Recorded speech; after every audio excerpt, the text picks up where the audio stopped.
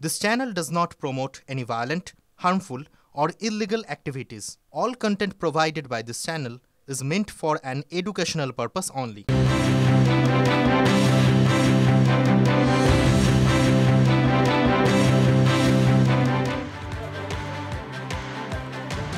এসএসসিতে দাগিদের লিস্ট প্রকাশ নিয়ে এই মুহূর্তে কড়া বার্তা দিয়েছে হাইকোর্ট। হাইকোর্টের তরফ থেকে স্পষ্ট করে বলা হয়েছে যে ৭,২৯৩ জন প্রার্থী তাদের তথ্য সম্বলিত নতুন করে তালিকা প্রকাশ করতে হবে। শুধু তাই নয়, প্যানেল বহির্ভূত র্যাঙ্ক জাম সহ বিস্তারিত তালিকা প্রকাশের নির্দেশ দেওয়া হয়েছে। যাদের ওয়েমার মেলেনি তাদের পূর্ণাঙ্গ তালিকা প্রকাশ করার নির্দেশ দেওয়া হয়েছে। আদালতের পর্যবেক্ষণ ৭,২৯৩ জন প্রার্থীকে অযোগ্য পেলেও ৩,৫১২ জনের তালিকা এসএসসি প্রকাশ করে। একজন অযোগ্য যেন তালিকায় না থাকে, স্বচ্ছ নিয়োগ যাতে হয় সেটা নিশ্চিত করতে হবে। বিচারপতি অমৃতা সিনহার মন্তব্য এমনটাই। প্যানেল প্রকাশের পর যাদের নিয়োগ করা হয়েছে তাদের তালিকা আগামী শুনানিতে আদালতে জমা দিতে হবে, নির্দেশ এমনটাই।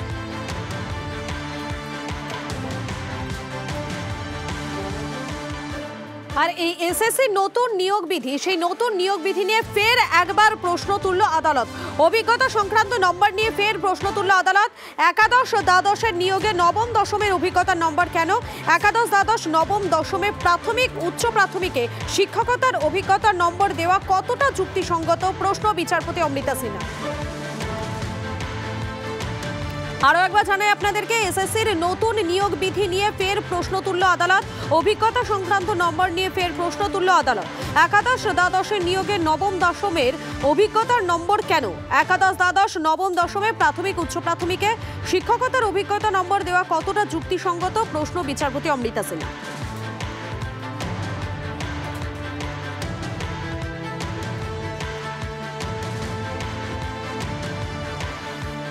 আর ২৬,০০০-এর চাকরি বাতিলের এই যে রায়, তাতে নতুন করে সুপ্রিম কোর্ট হস্তক্ষেপ করবে না। সুপ্রিম কোর্টের তরফ থেকে স্পষ্ট করে জানিয়ে দেওয়া হয়েছে চাকরি বাতিলের রায় পুনর্বিবেচনার আর্জি প্রধান বিচারপতি সূর্যকান্ত এবং বিচারপতি জয়মাল্য বাগচির ডিভিশন বেঞ্চ গ্রহণ করেনি। এই বিষয়ে আগে যে রায় ছিল সেটাই বহাল থাকবে।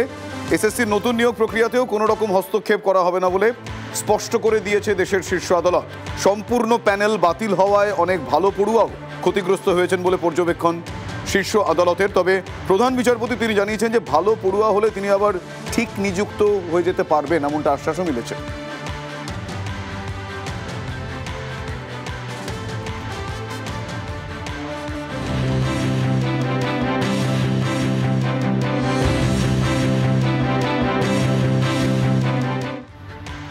ফের ইঙ্গিতপূর্ণ মন্তব্য করেছেন তৃণমূল সাংসদ কল্যাণ বন্দ্যোপাধ্যায়। কল্যাণ বন্দ্যোপাধ্যায়ের ইঙ্গিতপূর্ণ মন্তব্যের দ্বিতীয় বাক্যটা খুব ইন্টারেস্টিং। প্রথম বাক্য কি বলছেন তিনি বলছেন যতদিন মোদি আছেন বিজেপি ততদিন আছে। আর দ্বিতীয় যে বক্তব্য বা বাক্য, সেখানেই ইঙ্গিত অনেক বেশি। একইভাবে বলছেন যে একইভাবে যতদিন মমতা আছেন কেউ কিছু করতে পারবে না, দল চলে মমতার নামে, বাকি কে কি বলল তাতে কিছু এসে যায় না। এই মন্তব্য করেছেন শ্রীরামপুরের তৃণমূল সাংসদ। 2014 से पहले कोई समझा था कि नरेंद्र मोदी आएगा, नरेंद्र मोदी इतना दिन रहेंगे? और नरेंद्र मोदी जब आया 2014 में, अभी तक उनका चल रहा है। जब तक मोदी जी है तब तक बीजेपी है, तब दिन उनका रुआब हम लोग का सुनना होगा। और मोदी जी जब नहीं रहेगा, बीजेपी भी नहीं रहेगा, तब तो छोड़ो बात, छोड़ो, बीजेपी तो चला ही जाएगा, पद्म फूल नहीं फूटेगा किधर। ऐसा है हमारा ममता दी है, जब तक ममता दी है वो कोई कुछ नहीं बिगाड़ने नहीं सकेगा। पार्टी चलता है उनका नाम से, पार्टी चलता है उनका नाम से, और के कौन की बोला और कुछ बोला ऐसा उसमें कुछ नहीं है। আমরা প্রতিক্রিয়া নেব এই মুহূর্তে। শঙ্কর ঘোষ বিজেপি বিধায়ক আমাদের সঙ্গে রয়েছেন। শঙ্কর দা, কি ইঙ্গিত পাচ্ছেন আপনি? এই সরকারের জোকার কল্যাণ ব্যানার্জিকে ব্যবহার করা হয় এই ধরনের বক্তব্য রাখার জন্য। এদের বক্তব্যকে ডাস্টবিনে ফেলে দিন, আর এই বক্তব্যগুলোকে নিয়ে আলোচনা করা বন্ধ করুন। এই রাজ্যে তৃণমূল কংগ্রেসের নির্বাচন যখন সুনিশ্চিত, এই ধরনের জোকারদেরকে রাস্তায় নামানো হয় যাতে আলোচনার গতিপথ ঘুরে যায়। ফলে এই রাজনৈতিক জোকার কল্যাণ ব্যানার্জি এই ধরনের বক্তব্য নিয়ে আলোচনা করার কোনো প্রয়োজন আছে বলে আমি মনে করি না। ধন্যবাদ। শঙ্কর ঘোষ বিজেপির প্রতিক্রিয়া দিচ্ছিলেন এবং আপনারা শুনলেন যে তারা এটা একেবারে গুরুত্বই দিচ্ছেন না। এদিকে সাংসদ কি বলেছেন? তৃণমূল সাংসদ কল্যাণ বন্দ্যোপাধ্যায় কি বলছেন তিনি? ইঙ্গিতবাহী যথেষ্ট মন্তব্য রয়েছে এই বক্তব্যের মধ্যে, শুনুন। 2014 से पहले कोई समझा था जो नरेंद्र मोदी आएगा, नरेंद्र मोदी इतना दिन रहेंगे? और नरेंद्र मोदी जब आया 2014 में, अभी तक उनका चल रहा है। जब तक मोदी जी है तब तक बीजेपी है, तब दिन उनका रुआब हम लोग का सुनना होगा।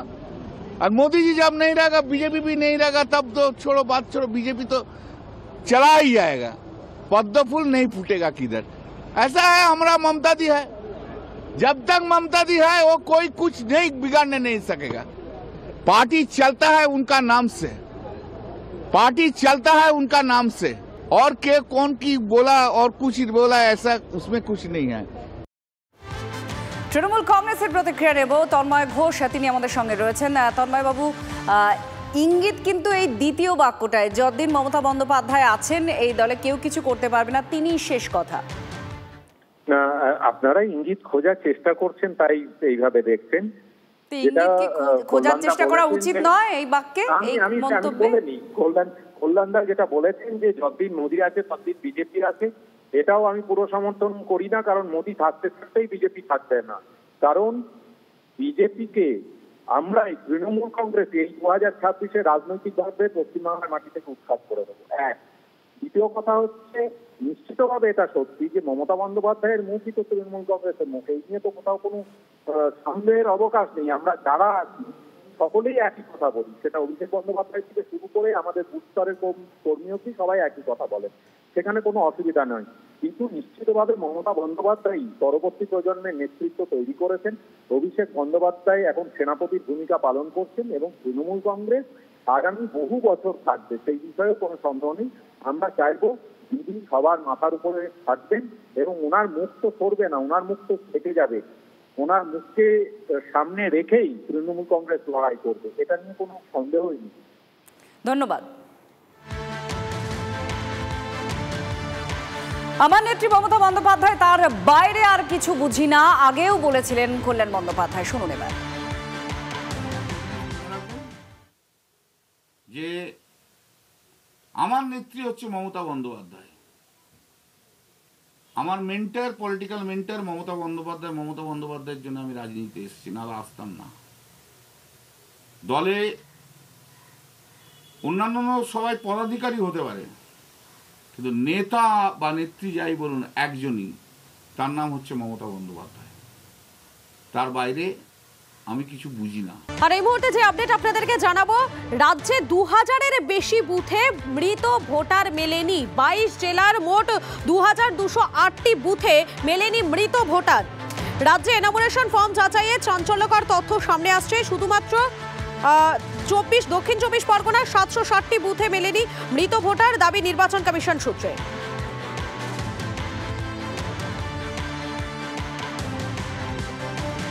ওটা খোঁজ নিয়ে দেখুন, আগে অমৃত পাওয়া যেত, হয়তো ওখানে কিছু আবিষ্কার হয়েছে এরকম কোনো দ্রাক্ষাস্রব কিংবা কিছু, সেটায় 2002-এ তো লাস্ট হয়েছে। তার মানে 23 বছর যদি কেউ না মরে থাকে, আমাকে নামটা পাঠাবেন, আমিও সেখানে যে বসবাস শুরু করবো, কারণ আমারও তো বয়স হচ্ছে। যদি আরও কত বছর, 23 বছর, আর 23 বছর যদি বাঁচতে পারি তাহলে শতায়ু হয়ে যাবে। যদি এইভাবে আনপ্ল্যান্ড হয়েছে করে, তথ্য যদি যাচাই না করতে পারে, তার সম্পূর্ণ দায়িত্ব জাতীয় নির্বাচন কমিশনের। তারা যাচাই করুন, যাচাই করে সত্যটা বের করুন, আমাদের কোনো অসুবিধা নেই। কোথায় কোন ভোটার, আমাদের দাবি হচ্ছে বৈধ ভোটার বাদ না গেলেই হলো। কোন মৃত ভোটার থাকবে না থাকবে তাই নিয়ে তো আমাদের দাবি নেই, কারণ আমরা তার উপর দাঁড়িয়ে ভোটে জিতি না। আমাদের বৈধ ভোটার একটা নাম বাদ গেলেও বাংলায় আগুন জ্বলবে।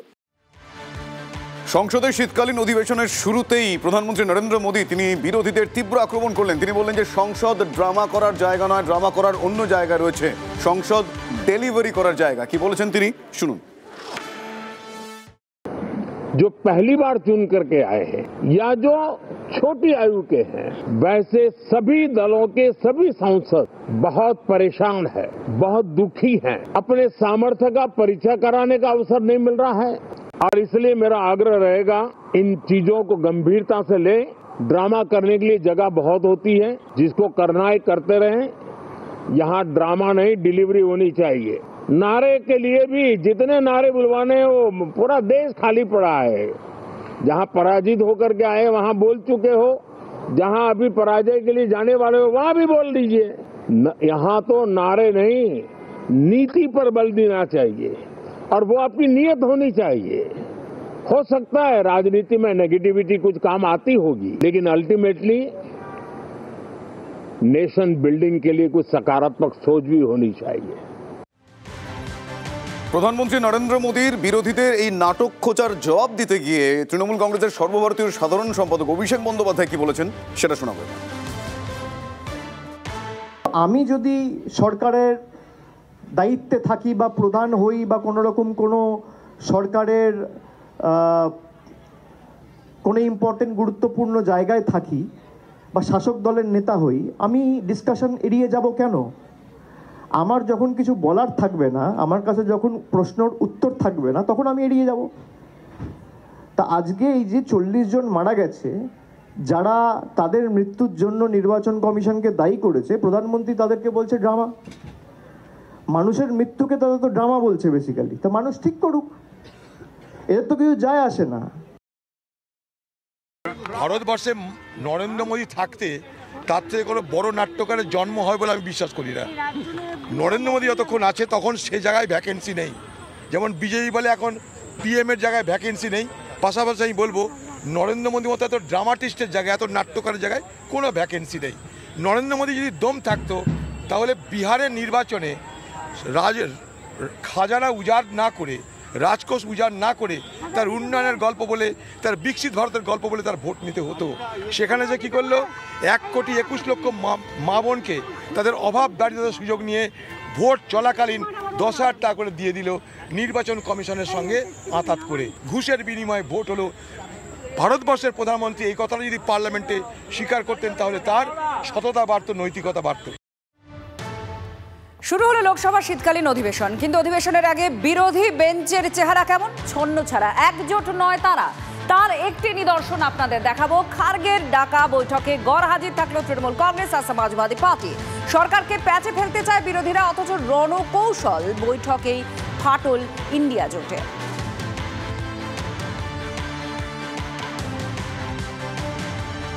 তৃণমূল কংগ্রেস এবং কংগ্রেস হচ্ছে সেই প্রেমিক প্রেমিকার মতো, যারা সকালবেলা ভাগ করে, সন্ধ্যেবেলা আড়ি করে, আবার রাত্রিবেলা ঠিক হয়ে যায়, আবার সকালবেলা আড়ি করে। কিন্তু স্বাভাবিকভাবে এদের কাছে এর থেকে বেশি কিছু এক্সপেক্ট করা যায় না। এই যে ইন্ডি গঠবন্ধন বা জোট যাই বলুন না কেন, এর মধ্যে খোট আছে। কারণ তারাও জানে রাহুল গান্ধীর নেতৃত্বে যদি কোনো নৌকো চলে, সেই নৌকোর নাম হচ্ছে ইন্ডি গঠবন্ধন, তার কি হাল হতে পারে সেটা বিহারে দেখা গেল। মোদি ঝড়ে সব খড়কুটোর মতো উড়ে গেল। তার মানে ঠিক আছে, তার মানে এই না যে ইন্ডিয়া ব্লকে কোনো ফাটল হয়েছে, হয়তো সবাই ব্যস্ত রয়েছে সে কারণে যায়নি। We have submitted an adjournment motion, so has the Congress. Stand remains very clear. আর এবারে আমরা নজর রাখবো নদিয়ার শান্তিপুরের দিকে, কেননা সেখানে এবারে ভুতুরে ভোটার বিতর্ক। এসআইআর এর ফর্ম বাড়িতে আসতেই দেখা গেল বেড়ে গিয়েছে বৃদ্ধের সন্তানের সংখ্যা। রানাঘাট উত্তর পশ্চিম বিধানসভার 60 নম্বর বুথে বিজেপির BLA 2 এর বাড়িতে এলো রহস্যজনক এসআইআর ফর্ম।